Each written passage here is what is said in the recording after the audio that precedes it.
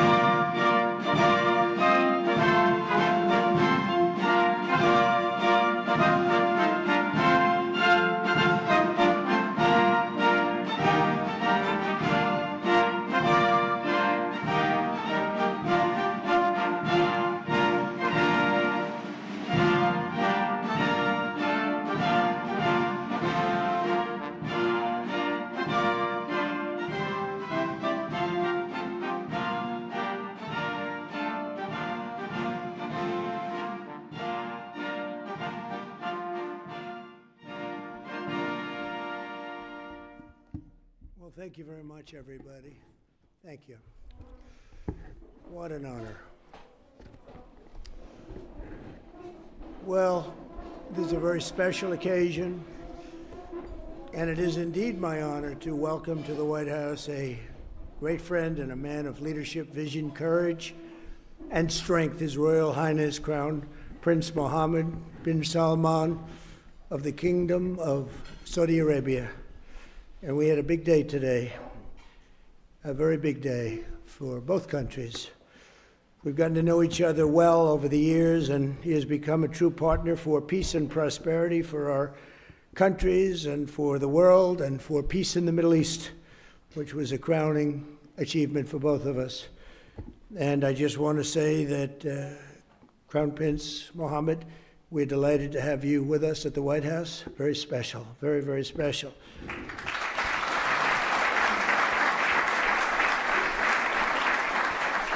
I'd like to also express my gratitude to our wonderful First Lady for organizing this beautiful evening. She worked hard on it. Thank you very much, Melania. Thank you.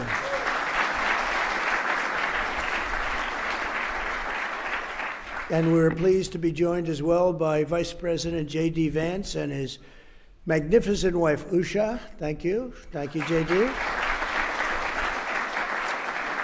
Speaker of the House, Mike Johnson, and his wife, Kelly. Thank you, Mike, wherever you may be. Thank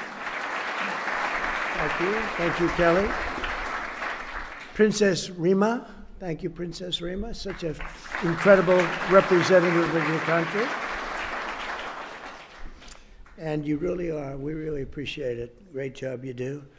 And members of the Saudi delegation, we want to thank you very much for being with us. We spent a lot of time with you today in the cabinet. You're extremely good negotiators, that I can tell you.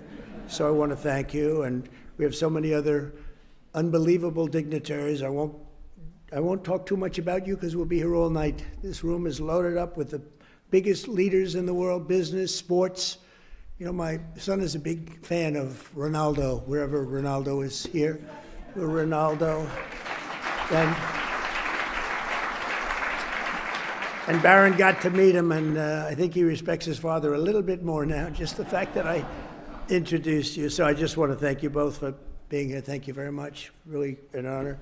But I want to thank everybody because you have the biggest business leaders in the world. You have the biggest leaders politically anywhere in the world. And I think it's a group that maybe to this extent has never come together quite like this. I only wish we had about 2,000 more seats. We would have filled every one of them 2 times over. But very soon you'll be having that, and we'll have to do another one in about 2 years from now. But we really do. We appreciate it very much. It's a special privilege to welcome His Royal Highness to Washington this year as we mark the 80th anniversary of the first meeting between U.S. President and a Saudi king. 8 decades ago in 1945, President Franklin Delano Roosevelt met with the Crown Prince's own grandfather, the founder of the Saudi Arabian incredible country, and that was King Abdul Aziz on the deck of the U.S. Navy cruiser, and a beautiful one at that, and it's become known for that meeting all over the world. The two became immediate and warm friends, and in fact, when we were walking down the Presidential Walk of Fame today, I said, so which one, other than Trump, of course, because Trump absolutely is number one in this category, meaning friend to Saudi Arabia. I said, which is the greatest of the president's friends of Saudi Arabia? And I think you said, very truly, Franklin Delano Roosevelt. Now, he's a Democrat, so I don't know. But I understood it, and it's true. He was a great friend, and right now you have the best friend you've ever had. But ever since, our countries have been enduring partners, and together this evening, we're making that partnership closer and stronger than ever before, and we've never had the relationship, our countries, like this. We had four great years, but things happened today, and documents were signed, and we went through a lot during the first 9 months, and we have a very different Middle East than we had when I first came into office, like I would say day and night. As I saw during my wonderful visit to the kingdom in May, with the Crown Prince's help, Saudi Arabia has made extraordinary strides and grown into an economic engine and really a modern day miracle, an amazing transformation, and all for the good. This opening up of the new avenues of cooperation between the United States and Saudi Arabia is really unprecedented. And on that trip, Saudi Arabia announced that it will invest an incredible $600 billion. That means jobs. That means jobs. It's also good for your companies, but I'm only interested in the jobs for your country. I'm not interested in the profits, but I guess the profits are there too. But $600 billion in the United States. And today I said, any way you can up that? And he said, I am going to up that to $1 trillion. So he's investing $1 trillion into the United States. And when I was in Saudi Arabia, he looked at me, and I've used his name all over the place because he was the first to say it, but a lot of people have said it after. He said, you know, 1 year ago, we thought your country was dead. And now you have the hottest country anywhere in the world. We are the hottest country anywhere in the world right now. So I want to thank you for giving me one of the most effective lines that I have. And I quote you, and I quote some others, but I always put you up at top. But many people have said that. This week, we're also signing exciting agreements on civil nuclear energy, critical minerals, and artificial intelligence, numbers that nobody's ever heard of before. And Jensen, I want to thank you. You had a great meeting of NVIDIA, wherever you may be, and I want to thank Tim Cook and Apple for all of the money that you're investing in the United States. They're both investing $600 billion, and we have numerous other companies in the room that are likewise investing large sums because they believe in what we are doing and what's taken place, this miracle that's taken place in the USA. Together, these will come together. We're going to have support the many thousands of American jobs that have been created and help solidify the USA and the world leader. We're really now by far the world leader in technology, and nobody even questions it. Advanced manufacturing and other vital industries. They were saying 2-3 years ago, when the country was really losing business, not gaining business, that we'll never be manufacturers again, we'll never be doing any of these businesses again, that are coming back to us in record numbers. AI plants, but maybe even most importantly, in a sense, the auto plants. They're all pouring back into the United States. And I have to say, because of tariffs, I'll also say because of November 5th, the election. But because of the tariffs, they're coming back. We have the head of Ford, we have the head of General Motors in the room, and their stock has gone through the roof because what I did with tariffs last week on certain kinds of vehicles, I won't get into it. It's called mid-sized trucks and large trucks. So I wanted to get into it because their stock went through the roof, and they were very happy. They did not really a hell of a lot of work. I gave it to them at their request, and for that, they get a big fat salary. But more importantly, they create jobs all over the country. It's been amazing. And the business you've gotten in the mid-size and the large trucks because of what we did with tariffs is incredible. It's incredible. So I congratulate both companies, and thank you both for being here very much. And as we announced in May, Saudi Arabia is also making an enormous commitment to building up its own defense capabilities with the largest arms purchase in history, nearly $142 billion worth of American military equipment and services. And as I've said many times, and we've demonstrated just a short while ago, but quite a bit. We make the best military equipment in the world by far. We make the best jets, the best missiles. We make the best military equipment in the world. There's nothing even close. But this will mark and make both of our nations safer and cement the kingdom's role as a key force for stability and security in the Middle East. And they are, I think right now I can say, with what we did with our beautiful B-2 bombers going in and obliterating a very serious nuclear threat, which would have taken place in about a month from that date. They were ready to go. They're not ready to go anymore. They'd like very much to make a deal with us, and they call us, and we'll end up probably doing that. That's Iran. But when you really think about it, Your Majesty, I think that this is the best in terms of safety. Saudi Arabia has never been as safe as it is right now. You always had a little cloud over your head, and sometimes that cloud was very big. That cloud is not there anymore, and we want to keep it that way. So that's why tonight I'm pleased to announce that we're taking our military cooperation to even greater heights by formally designating Saudi Arabia as a major non-NATO ally, which is something that is very important to them. And I'm just telling you now for the first time because I wanted to keep a little secret for tonight. I just heard him say, "Oh, that's nice." That's another point you won today. And signing a historic strategic defense agreement, which we just signed a little while ago. So congratulations. It's out there.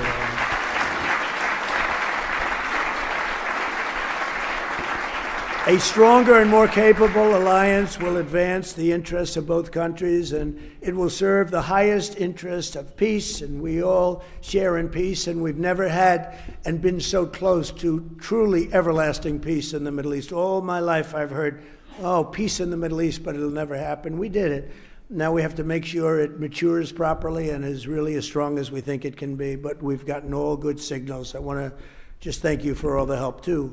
I want to thank the Crown Prince for the role he played in the transformational peace deal that was achieved last month, and so many of the other things that happened to end the war in Gaza. Gaza, while it looks a little bit messy, it has for many, many years, I will tell you, many decades, but it's getting very close to being perfected, and people are shocked. And even the great experts that have gone around criticizing badly every country and every president and everything, they're all saying that what's taking place in the Middle East is a miracle. They're just calling it a miracle, and we're going to make it a miracle, and we're very close to doing that. But as you know, all of the living hostages were returned to their families. We got all 20 out of 20.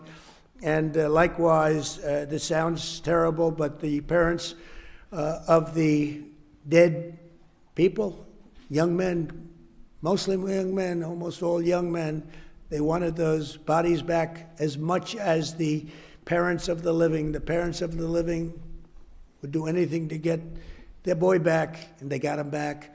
And the parents of the dead wanted them just as much. It almost seemed as though they wanted them more. And today, through the efforts of Steve Witkoff and Jared Kushner and Marco Rubio and everybody worked together. We worked so hard together.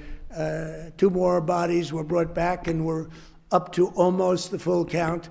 I think we're too short right now, and a lot of work has been done by Hamas, and a lot of people said they wouldn't be doing that, but they did do it. And the bodies have been delivered to the families, to the mothers, to the fathers, and at least they can be in peace. It's amazing. It was a miserable period of time. We have 2 more to go, and I think we'll be getting them also. Not easy. That was not easy. Not an easy situation. I've met with many of those parents, and what a time they've had. But we also want to thank all of the people living in Gaza, the residents of Gaza, and they've, as you know, begun to move back to their homes, and a lot more safety. They said today a lot more safety than they've ever had before. It was a rough neighborhood, to put it mildly, and a lot of progress has been made with respect to Gaza and just about everything else we touch. Just yesterday, the United Nations Security Council formally adopted my peace plan and officially endorsed the Board of Peace. This is a board like no other. It will have the heads of major countries, I think all of the major countries, I hope Your Highness will be on the board. You'll accept, I hope. But the Board of Peace will be something that's never even been thought of before. And it's covering Gaza, but it'll end up covering large portions of the world. And I was honored to be chosen the chair of that Board of Peace. And I think you'll see something that nobody's ever seen before in terms of the status of the board. There will never be a board like the board that we're going to be announcing. Everybody wants to be on the board, and it'll end up being quite a large board because it'll be the heads of every major country, and the United Nations passed it. I guess unanimously, you can say. China, which was against it, took a pass, didn't vote against it, and Russia, which was against it, didn't vote against it. So we appreciate it because one negative vote and it doesn't happen. So people were shocked to see that it was approved, and that was a great honor. It's a great honor for me, I will tell you. I think it's something like nobody's ever even imagined. So it's called the Board of Peace, and watch for it because it's going to do some fantastic things. And I know we're both deeply committed to an enduring ceasefire. It grows into the beautiful, lasting peace, and we've got things going at numbers and far ahead of schedule that nobody thought was possible. So Your Royal Highness, just as my predecessors and so many of the people that you know and love from a long time ago, they bonded with the U.S. and Saudi relationship, which was forged 80 years ago. You and I are strengthening and renewing the alliance, I believe, to levels that were far greater than what they had even 80 years ago, frankly. And we pray that we will be celebrated by our own descendants some days for this incredible relationship that's been built between the United States of America and Saudi Arabia. Someday they maybe will talk about us as being two wonderful men. Forget about great. Wonderful is okay. But two wonderful men that did tremendous work for their countries, and that bond is very important. Our friendship and blessings to America, to the Kingdom of Saudi Arabia, and to the world stand out and will always stand out to me. So I look forward to working with you, and we'll be here for 3.25 years. For the Trump, that's like an eternity. You know, for somebody else, that doesn't sound long. But we love doing it. We love, we have an expression, make America great again. And that's what we're doing beyond what anyone even thought possible. So I just want to thank you for being a very big part of it. And I want to thank you for a $1 trillion investment and contribution toward our country. That's a lot of jobs. Thank you very much. Thank you. Please.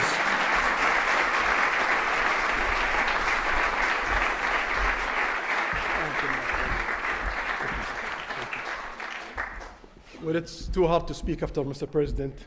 No one speaks better than him. But first of all, I will start with thanking Mr. President for the warm and great welcome that we have today. We feel home. And this relation started around close to 9 decades ago with Roosevelt and King Abdulaziz, who established the modern Saudi Arabia.